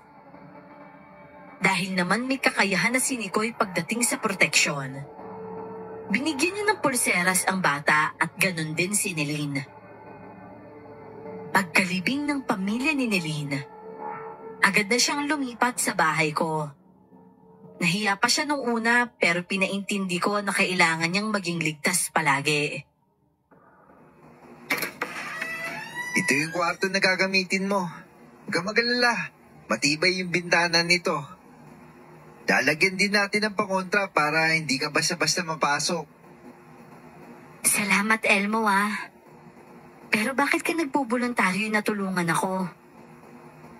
Eh, sino pa ba dapat? Matagal na ako naninirahan dito. Walang asong na umatake sa akin. Mag-isa ka lang dito? Nasaan ang pamilya mo? Patay na ang tatay ko. Di nanay ko naman nasa malayong lugar. May obligasyon na ginagampanan. Ah, malaki ang bahay mo. Buti naman hindi ka nababagot dito. At saka nung nakaraan, walang tao dito. Tapos natutubuan na nga ito ng mga damo eh. Eh, umalis kasi ako eh. Matagal ako hindi nakabalik. Ah, ganun ba? Tulog na yung pamangkin mo. Tsaka malinis na higaan. Pwede mo na siyang pahigain dyan. O siya, bababa lang ako sa kusina para magluto ng hapunan ha. Maraming salamat ulit ha, Elmo. Hindi nawala sa isip ko ang kakayahang dapat kong ilabas. Pero ang sabi ng nanay ko, magiging limitado lang ang kaya kong gawin sa mundo ko pagdating sa kakayahan na yon. Nung gabi rin yun ay bumisita si Nikoy sa amin. At nabanggit nga niya ang tungkol kay Cynthia na wala na daw pala sa lugar. Naging abala kami sa mga dapat gawin. Kaya ang hanapin siya agad sa lugar na yon, hindi pa namin naisip. Nakabalik raw pala siya pero trauma ang inabot. Ganun pala yung nangyari sa kanya. Ako, kasalanan ko talaga to. Pero ang importante, buhay pa siya. At maayos naman daw siya ngayon. Yun lang naman yung gusto kong malaman eh. Kung maayos siya. Hindi siya babalik dito? Yun yung hindi ko alam. Iyo nga pala, kamusta si Nelin dito? Ayun, nasa taas, inaalagaan yung bata. Pre, ngayon at nandito ka na, wala ka pa rin bang napapansin sa sarili mo? Kagaya ng kapangyarihan, ganun. Ewan, siguro mas naging matalas yung pakiramdam ko. Hindi ko pa nagagawa dati yun eh. Pero ngayon oo. Tsaka isa pa napapansin ko, kapag nasusugatan ako, mabilis lang gumaling. Yung 3 araw, nagiging 2 na lang kapag nasugatan ako. Pero hindi naman halata, di ba? Siguro hindi na mahalata. Mabuti naman. Dito na kaya ako matulog para may kasama kayo. Ikaw, mas pabor nga sa amin para hindi kami magmukhang ano dito eh. Alam mo na. Magmukhang ano? Oh, mag-asawa. Tamang-tama kasi may maliit na bata, no? Siraulo ka talaga. Tahimik lang ang gabing yon. Pero oo, may mga asong umaalulong. Pero masyadong malayo ang mga aswang dahil hindi ganong kalakas ang naririnig ko. Pero kahit ganon, tila nagdulot na ng trauma kay Nelin ang ganong tunog. Kaya kapansin-pansin ang pagkabalisa niya. Kalma ka lang, Nelin. Malayo sila. Wala mananakit dito sa inyo. Huwag ka magalala. Nandito kami ni Elmo. Poprotektahan ka namin. Paano kung madamay kayo? Madamay? Naku, kahit sinong tao atakihin ng aswang na yan. Kami nga noon natake rin kami. Magkasama kami ni Kuya Umalis, di ba? Tapos dun sa lugar na pinuntahan namin, dun namin sila nakaengkwentro. Anong ginawa niyo? Tumakas kami. 3 nga kami nun eh. Kasama namin si Cynthia pero nagkahiwalay din kami doon. Yung nga pala, nung bumalik siya rito, maayos lang ba siya? Si Cynthia? Yung kaibigan namin isa, nagkahiwalay kasi kami noon nung hinabol kami ng aswang. Naiwan namin siya kasi ang totoo niyan, napadpad kami sa ibang lugar. Mahiwagang baryo ng Negros kung tawagin. Nakarating kayo sa Negros? Oo, tsaka mahabang kwento yun. Basta kasama namin si Cynthia noon. At nung makarating na kami sa lugar na kakaiba, hindi na namin siya nakasama. Di ba 3 buwan kayong wala? Mukhang mahigit pa nga eh. Ano? 3 buwang mahigit? Parang gano'n na nga. Lagi kasi ako napapadaan dito sa bahay mo. Kaya nga naging madamo na dahil walang katao-tao. Ang sabi kasi ni Nikoy, magkakilala tayo. Inatake ako ng kuryosidad kasi hindi ko talaga naaalala na kilala na kita nung una kitang makita. Naaalala mo ba yun? Oo, naalala ko. Pero bakit nga ba, no? Bakit hindi mo ko maalala at di rin kita maalala? Sandali, pwede mo bang sabihin sa akin kung saan galing yung kwintas mo? Ano naman meron sa kwintas niya? Oo nga. Bakit naman ang kwintas ko? Saan mo nakuha yan? Teka. Saan nga ba to galing? Basta ang alam ko, importante to. Sino nga ulit nagbigay nito? Hindi niya maalala kung sino ang nagbigay ng kwintas. Kabado rin ako noon dahil mukhang siya ang babae na tinutukoy ng kanlaon. Isa kasi sa plano ko ay ang magtanong sa mga babaeng may suot na kwintas. At siya ang kauna-unahang babae na pinagtanungan ko. Hindi ko maalala eh. Parang may kakaiba sa kwintas na importante sa akin. Pero hindi ko talaga maalala kung ano. Baka mamaya hindi ka rin tumatanda. Oh, Rico naman! Bakit ma? Anong hindi tumatanda? Baliw ka ba? Pinakiramdaman ko naman ang sarili ko noon. Pero wala pang memorya na bumabalik sa akin. Naisip ko na lang na baka hindi si Neline yun.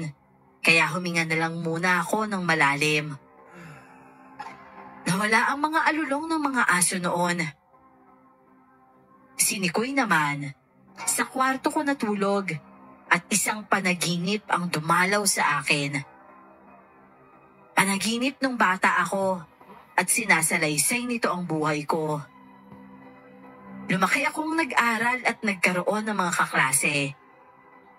Naalala ko si Aldon na barkada ko noon. Saka ko rin nakita ang tatay ko kung paano niya ako pinalaki. Lahat-lahat ng memorya ko na binura ay bumalik sa akin. Hoy! Elmo! Psst! Hoy! Ano ba? Parang ka nananaginip ng gising. Sandali. Anong... Bakit? Anong nangyari? Ano ba na palang ginipan mo? Pambihira. Matanda na talaga ako. Oo. Sabi ng nanay mo sa'yo, matanda ka na pero mukhang hindi, di ba? Bakit ba? Ano ba kasi nangyari? Nalaginip ako. Hindi ko alam kung panaginip ang tawag dun pero parang yun yung pagbabalik ng alaala ko. Abay, magandang balita yan. Naalala mo na si Neline? Naalala mo na ba kung kailan yung kaarawan mo?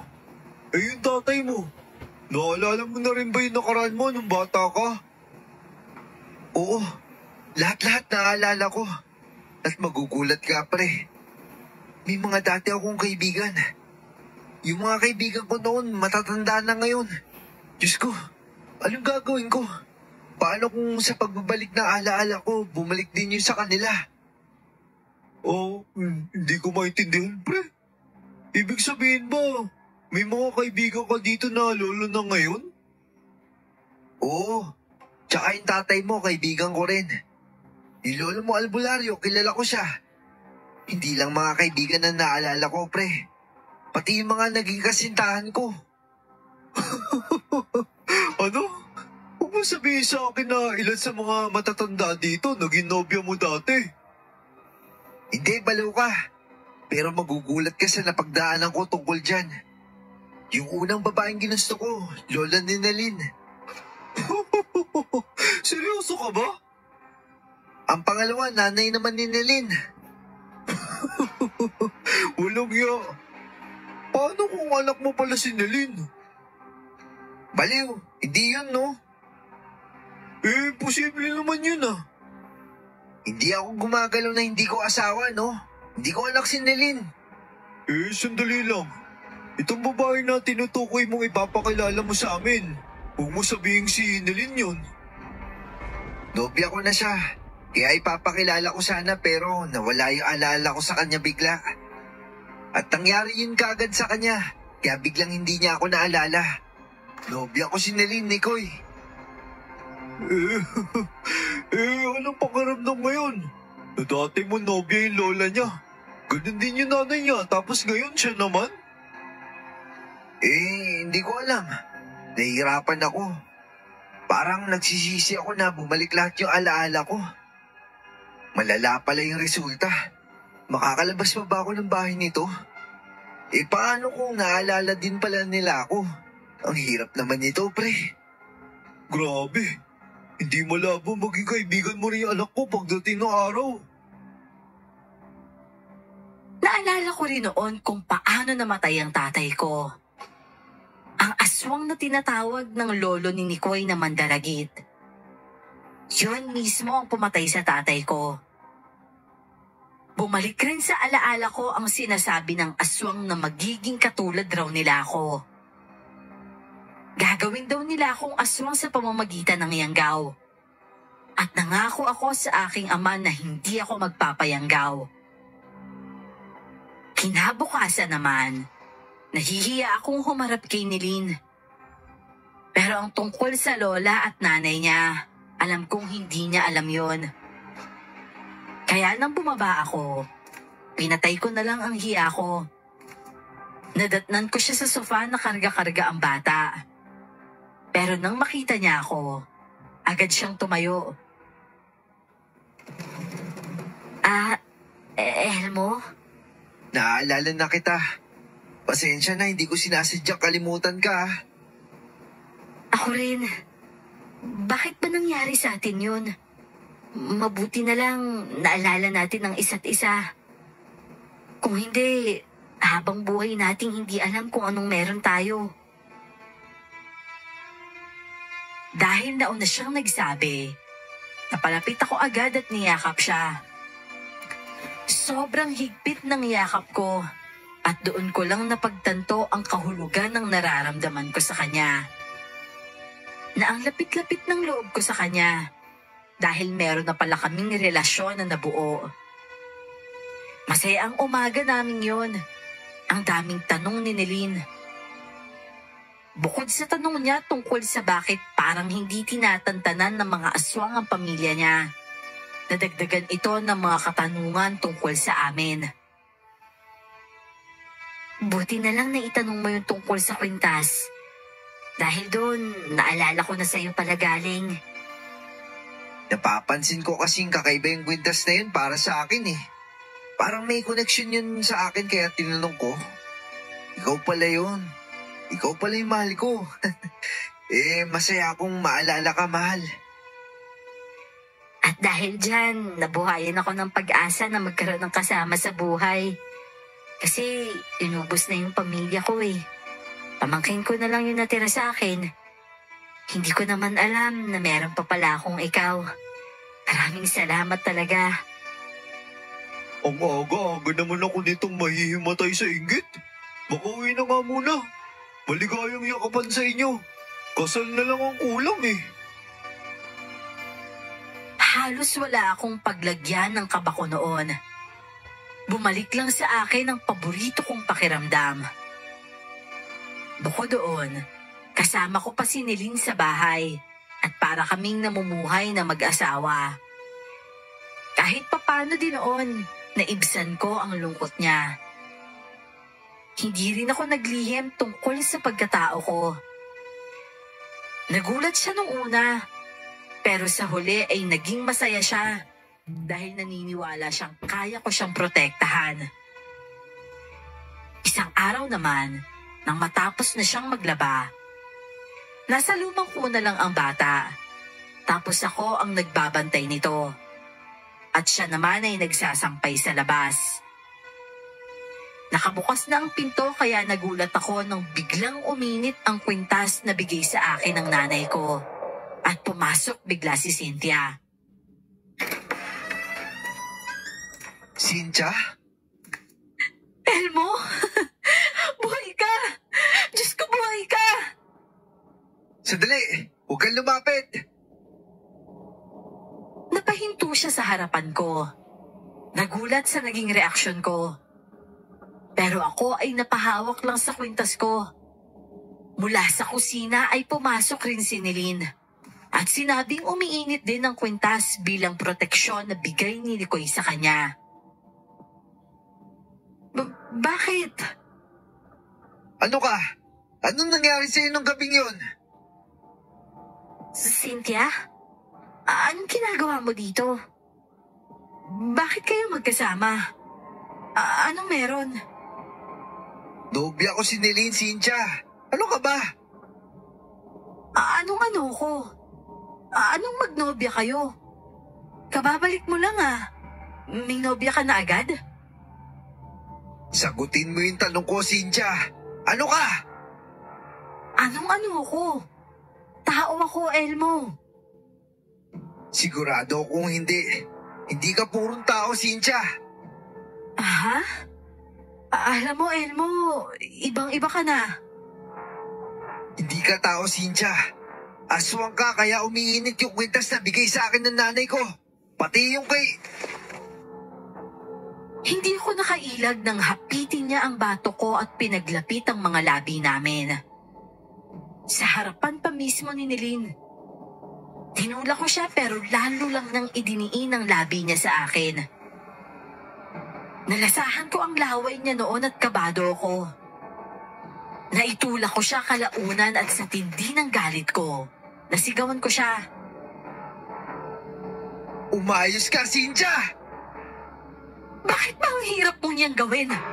Ilang beses ko nang ginawa yun pero hindi tumatalab.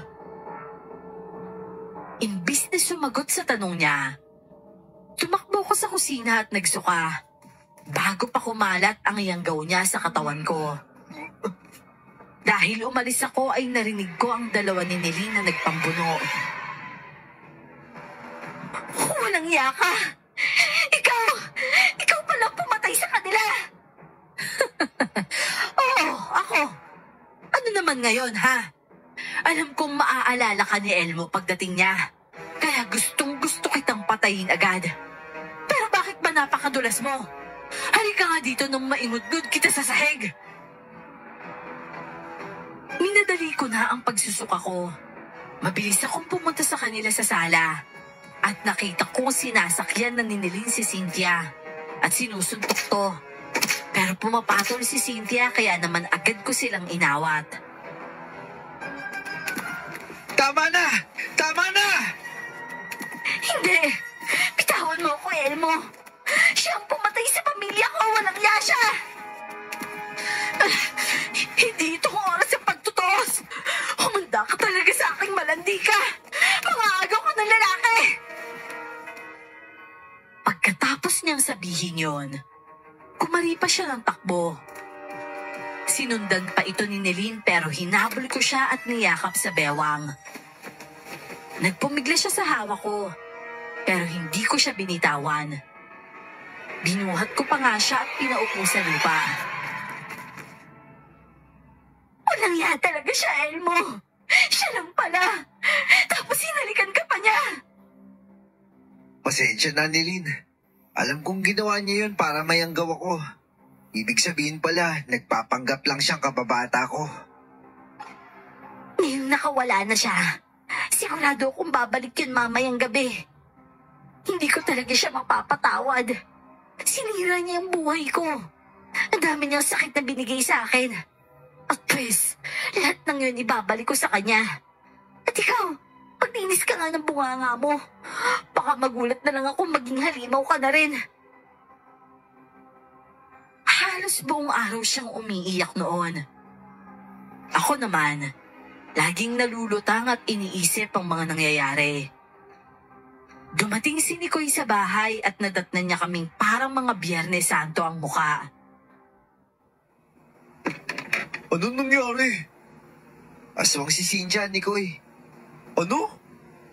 Uminit yung windas ko at yung protection na binigay mo kay Nelin. Inamin niya noon na sinusubukan niya akong yang gawin, pero hindi niya magawa. Siguro dahil sa dugong meron ako. Si Cynthia? Paano naman nangyari yun? Ikasama natin siya nung inatake tayo ng kanlaon. Sigurado ba kayo nun na pati siya biktima? Sigurado nagpapanggap lang yun. Hindi ba ang sabi niyo hindi siya nasama sa mundong pinuntahan niyo? At kung hindi siya aswang sa ganong sitwasyon pa lang, patay na siya. Dahil mag-isa na lang siya at wala siyang laban. Uy, oo nga no. Hindi ko pa kasi siya nakita. Kung ganon, ang hirap naman nito. Si Cynthia pala talaga. Pinatay niya yung pamilya ni Nelin. Malay natin, pati pamilya niya, ganun talaga. Kaya kailangan natin maghanda. Kinagabihan, naghanda kami para sa pagdating ng aswang. Wala kaming sinabihan na kahit sino dahil baka hindi naman maniwala ang mga tao.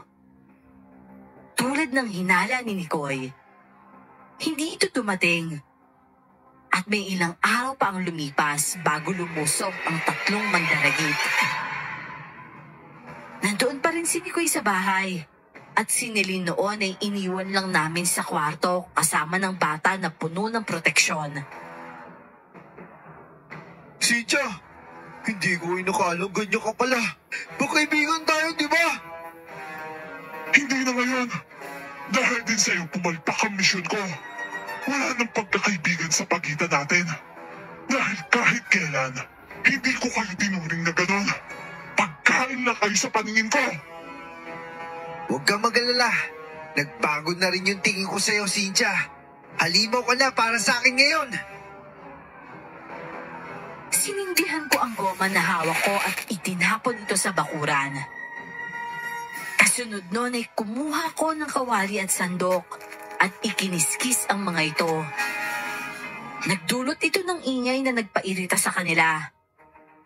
Umalingaw-ngaw pa noon ang alulong ng mga aso, kaya nagsilabasan ang mga tao at tumakbo papunta sa bahay ko.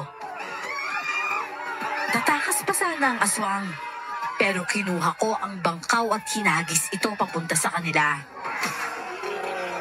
Natamaan ng isa at umusok ang asin sa sugat nito. Saktong dumating ng mga tao. Ako naman ay tumakbo at tumalon sa pader. Sobrang taas ng talon ko at hindi ito kayang gawin ni Nicoy kaya lumabas na lang siya.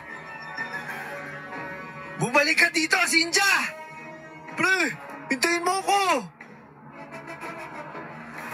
Ngunit kahit anong lipad pa ng mga ito, sinalubong ito ng mga tao at may hawak-hawak pang didose ang iba. Ako naman, kinuha ang nahulog na bangkaw kanina at sinugatan ko ang sarili kong palad. Pinatulo ko ang dugo sa dulo ng bangkaw at hinagis ito papunta sa isang mandaragit na sa tingin ko ay mas malakas. Alam ko si Cynthia yon. Natamaan ko ito at ang isa pang natira ay ang mga tao na ang tumugis. Grabe, napakasitado mo naman. Anak kasi ako ng nanay ko. Ano, Cynthia? Lalaban ka pa ba? Alam mo, kaya hindi kita pinapatay dahil gusto kita. Kaya sinilin yung gusto mong saktan? Dahil alam mo yung nasa pagitan namin? Pinatay mo yung magulang niya. Wala ka talagang puso, Cynthia. Baka ikaw rin yung pumatay sa tatay ko. At ikaw rin pumatay sa lolo ko. Ang mahalaga, sa panahon nila ako ang nanalo. At sa pagkakataong to, talo ka. Magbabayad ka sa ginawa mo, Cynthia. Madali ka lang palang gapiin kung buong mamamayan ng lugar na to kalaban mo. Hinawakan ko pa ang bangkaw na yon at diniin sa katawan niya. Ang dating ako na mahinang lumaban, hindi ko akalain na makakagawa ng ganong bagay. Namatay si Cynthia ng ganon lang kadali, pero ilang taon rin niya akong sinusubukang maging katulad niya. Kaya pala lagi siyang may dalang pagkain noon sa bahay, dahil pala sa ganon. Pagbalik ko sa loob ng bahay, sinalubong ako ni Nilin ng yakap.